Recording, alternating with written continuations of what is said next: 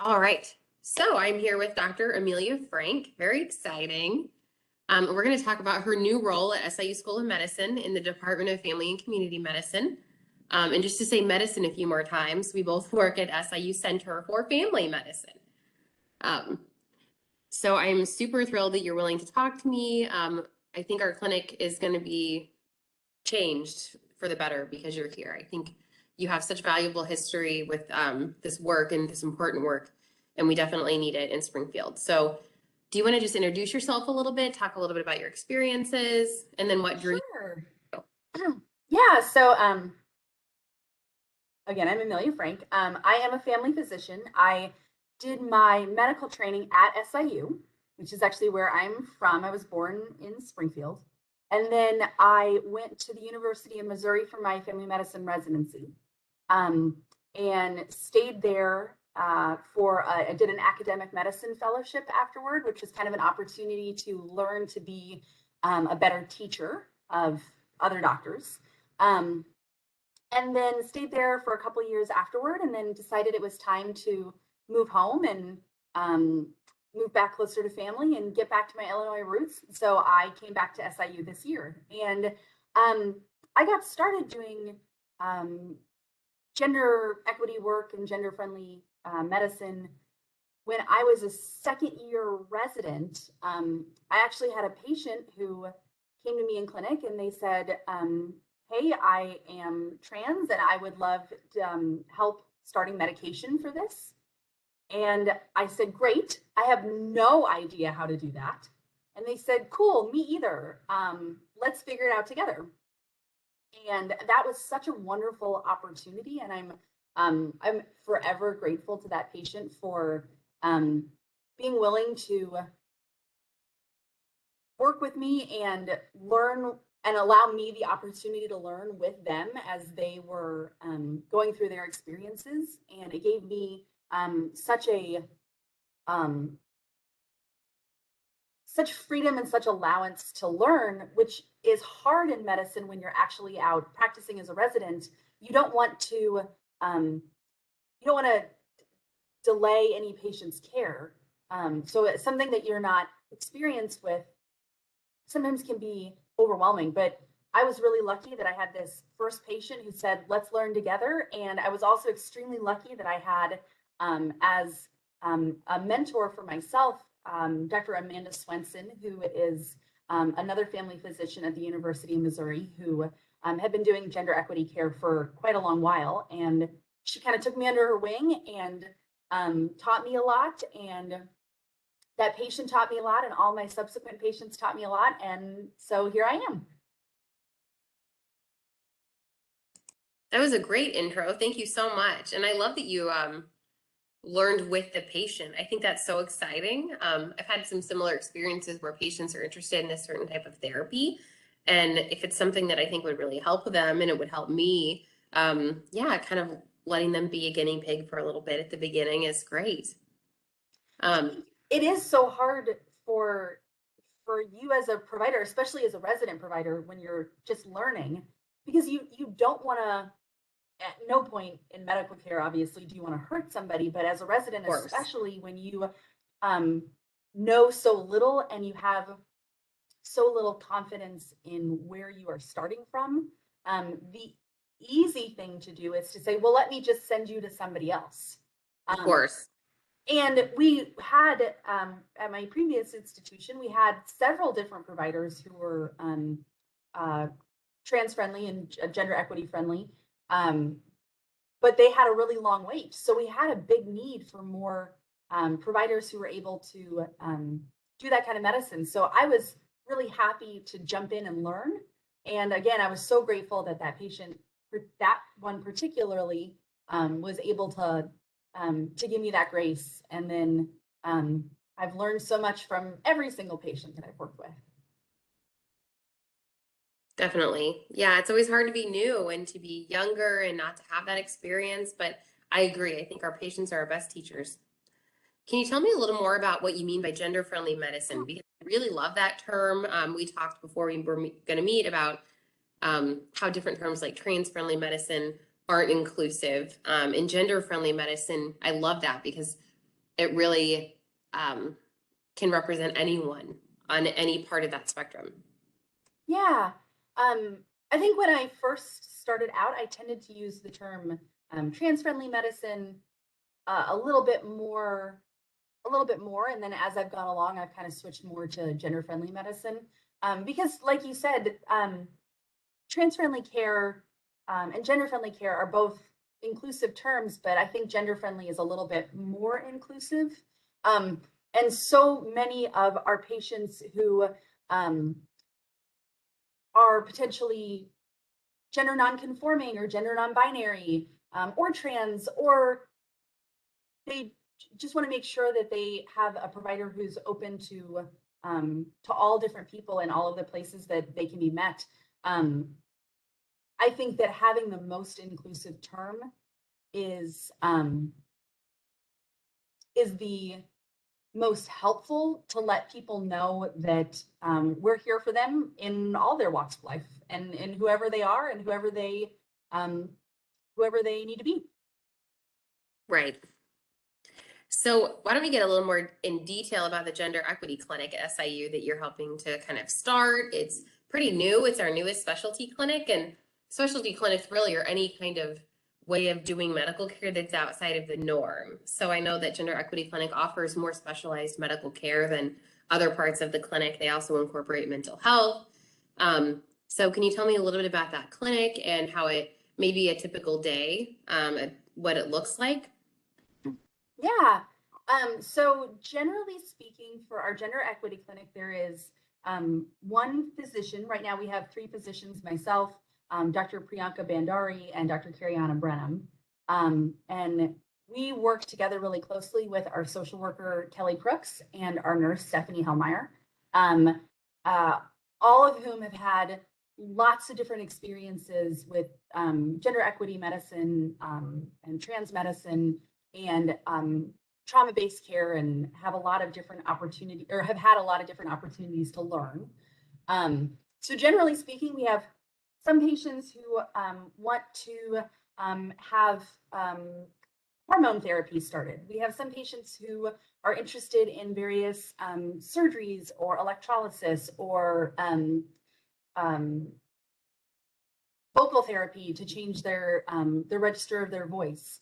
We have patients who come in with all sorts of different kind of goals and aspirations for where they might be, where they might want to go. And we can oftentimes help guide them to whatever their goals are. And some patients, they actually are just wanting to make sure that they are in an inclusive clinic where people aren't going to look at them differently or have troubles understanding where they're coming from. So I had a patient very recently who said, I use they, them pronouns, and I wanted to come to a clinic where everybody was comfortable using they, them pronouns, and they weren't going to have, they weren't going to misgender me kind of on purpose. Like, even after I've said my pronouns are they, them, and they continue to use the incorrect pronouns.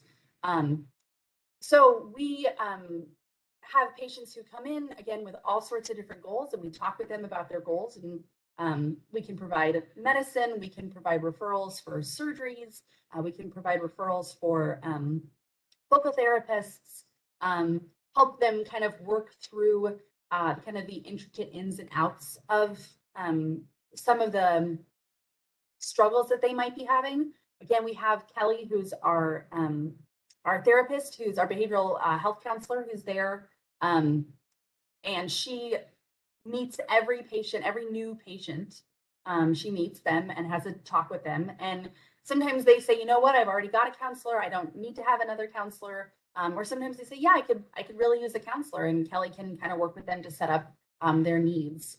And so we have a really great team that kind of comes at this clinic from a very team-based approach. Like, we all sit right next to each other, and we're talking about like exactly what every single patient individually needs at that time. That's really amazing. I love that you're communicating throughout the clinic about the patients, and I bet that really improves the quality of the care that they get. I'm sure that you see a lot of trauma, people who have been abused or harmed in some way. How do you all approach kind of making sure your clinic is trauma informed? Yeah, that's a really great question. As, so many people have had so many different types of trauma, and especially um, patients in the LGBTQIA plus community have had lots of trauma, and many of them have had medical trauma. Again, physicians purposefully misgendering them, and they, physicians asking them inappropriate questions. Um, I try to come to every patient. Um, I try to come to every patient interaction with the understanding that I have not lived their life, and that I don't know what they've experienced, but that um, so many people have had traumas that you wouldn't be able to tell from just looking at them. And so I try to treat every single patient in my gender equity clinic, and not in my other clinics as well, um, as though they have had trauma in their life, and that I want to make sure that I am being mindful of where I could misstep and try to tread lightly. Um, I also want to make sure that I am asking questions that are really vital to not only understanding who they are as a patient, but who they are as a person. A lot of times, my first question when I meet somebody is, "Tell me a little bit about yourself." And patients often respond with, "Well, do you want to know, like, what do you want to know? Do you want to know my medical history?" And I'm like, "Sure, yes, why not?" But I also want to know who, like, you are. You know, who lives at home with you? What pets do you have? What do you like to do in your spare time? I want to know you as a person, because I think that knowing your patients, um, who they are as individuals, is really important to providing the best and safest medical care that you can for them. Definitely. And I think that's kind of the crux of trauma informed care is looking at them as a person, not just another patient or a number, but seeing that they have complexity. And it sounds like when you meet with patients, you really are interested in them and you're showing them compassion. And that goes such a long way. What advice would you have for a social worker or a healthcare provider of some kind that's really interested in this topic and wants to grow and learn and maybe introduce this kind of medicine in their own clinic, or grow this skill set? Like, where should they start? What kind of things should they keep in mind? Yeah. So I have a couple of different pieces of advice for that. Number one, seek out members of the LGBTQIA plus community in your community, and see who they are talking to, who they feel are good medical providers that they have had positive experiences with, because it's great for me on this side of it to be like, we're awesome, but like, what's important is actually hearing what the community thinks, um, and then going to those clinics and saying, "Hey, can I shadow you? Can you talk with me about this? Can we discuss this a little bit?" There are lots of guidelines that you can find easily available online, that can really be a beneficial start for you. Like, once you have had um, kind of some mentorship. The one I often use is the UCSF Trans Guidelines. So that's the University of California, San Francisco guidelines. And there's also WPATH, which I am utterly blanking on what WPATH stands for right now.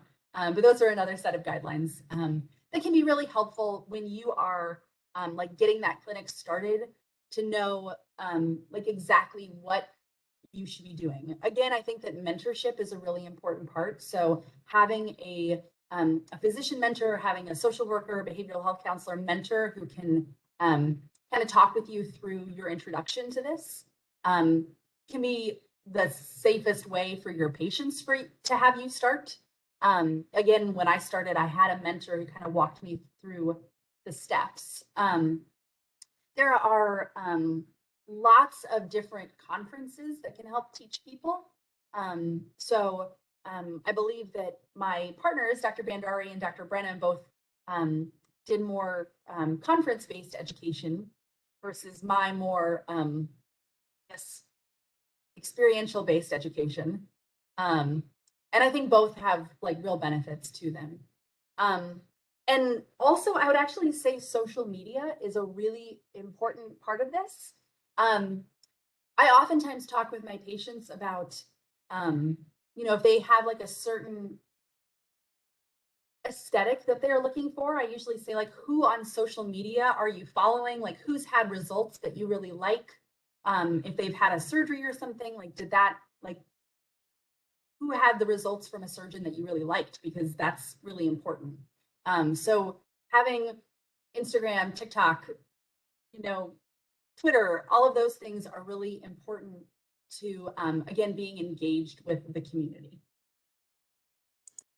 That's so awesome. Like meeting the patient where they are. I think I don't work with a lot of teens, but the few that I work with are obsessed with TikTok, and that makes a lot of sense. Those are all really great resources. I wonder if you might email those to me and we can make sure we post them with this video. Yeah, sure. And I will be honest that I feel like I'm like a little old for TikTok, and I get my TikTok Same. like through Instagram. Like I feel like I'm of that elder millennial generation. But I do think engaging in social media can be a really beneficial tool for understanding what a community is really going through. Definitely, definitely. What are some rewards of working in our clinic and doing this work, and what are some challenges? Okay, You as a physician. I'm going to start with the challenges first, because then I like to come back to the rewards. Challenges, it's a really challenging time right now. I mean, I'm very grateful that we live in Illinois. That is a state that seems to be very progressive, comparatively very progressive in its thinking, versus other states where there's some very scary legislation going on right now. And I very much hope that we continue to fight for our patients' rights and fight for our own rights as providers to do medical care that is important and necessary. But I think I was actually just talking to a physician friend of mine from a different state where they were saying, they are counting down the days till the legislative session ends in that state, because that means they only have a couple more days until nobody's going to be introducing any more bills for a little while that are potentially really dangerous and very scary. So I think that there is a lot of political momentum right now that's very challenging and hard to work with.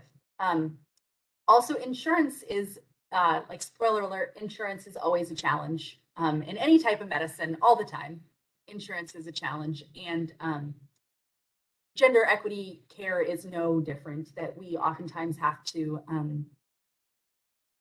navigate the ins and outs of insurance that can be really detrimental to our patients' health and our time. So I would say those are kind of my two biggest challenges. The biggest reward, hands down, is there are very few moments in medicine where a patient walks out of my clinic feeling better than when they walked in. And gender equity care is one of those, oftentimes can be one of those times. If a patient has high blood pressure, I mean, obviously I want to treat that, but they're not necessarily going to feel any different if I treat it or don't treat it. If they have, even if I give somebody an antibiotic, if they have a pneumonia and I give them an antibiotic, they're not going to immediately feel better. Yes, people might feel heard, and they might feel like they got to hang out with me for a bit, and like my winning personality might make them feel better. But there are a few moments in medicine where I get to actually make somebody feel better by hearing their concerns and starting them on potentially like a medicine that makes them feel more like themselves. And I got into medicine to help people feel better. So this is such a rewarding aspect of medicine for me, because it's literally what I got into medicine to help people do. That's a great selling point. That's huge. And I can attest to that. I have a patient who is in the transition process on hormone replacement therapy, and he was so excited to get the medicine and he showed it to me, and it means so much to him. And I've watched him go through this whole process. And I introduced him to the gender equity clinic, and his mental health has just exponentially improved. He's having so much fun with it, and he feels like for the first time people understand him and are treating him like who he is and seeing him how he is. And he did even mention to me at one time, has anyone misgendered him or used his dead name that's still in the chart because it's still the legal name, but people still are using the correct name that's noted. And it's just so cool for me to watch that, because sometimes there's only so much we can do, and really the problem is something else. So I like that we're all a team and we can kind of approach things from our own perspectives. But for this patient, I think this was the missing piece for him. It is so it's so rewarding to see how much a person's life can change with just hearing who they are and seeing them where they are, and sometimes, and not always, but sometimes just giving them a single little prescription can just make an enormous world of difference for somebody. And that is, it's so, yeah, like you said, it's so wonderful to watch your patients come in and they light up a room because they finally feel like themselves. And that is just a joyous thing. Well, I feel like this is a really good note to wrap up on. Is there anything I didn't ask that you really wanted to get out there? There's a mixed audience that's going to be viewing this. There's people that aren't a part of social work or healthcare. There might be people who are teachers or educators. There's people from all walks of life that could watch this video during Trauma Awareness Month. So is there any kind of blanket content you want to share, or anything that you really wanted to hit on today? I think you gave great information. I think the only thing that I could think of is I think education for our students is so vital. Again, you know, there are, again, like I talked about, there are conferences, there's guidelines that you can find online. You can just dive into the deep end like I did. But again, for me, having a mentor was so important, and making sure that we are educating our students. So educating our social work students, our therapy students, our medical students, our nursing students on this type of care is such an important aspect of making sure that the next 10 years are better than the 10 years that we've had, and that the 10 years after that are even better. That's a really great call to action. So I think what's underlying what you said is that if you are already in the choir and we're preaching to the choir, then because of the landscape that we're in right now in our country, you have a responsibility to share that knowledge. That's why I'm so grateful to you for doing that today. And I know that the Gender Equity Clinic in our School of Medicine has learners that come through to shadow and to learn from you all. And I think the impact you're having is amazing. So thank you so much for doing this, and we appreciate your time very much. Yeah, I was so happy to get a chance to talk, and I hope that this is a great month, and hope we all learn a lot.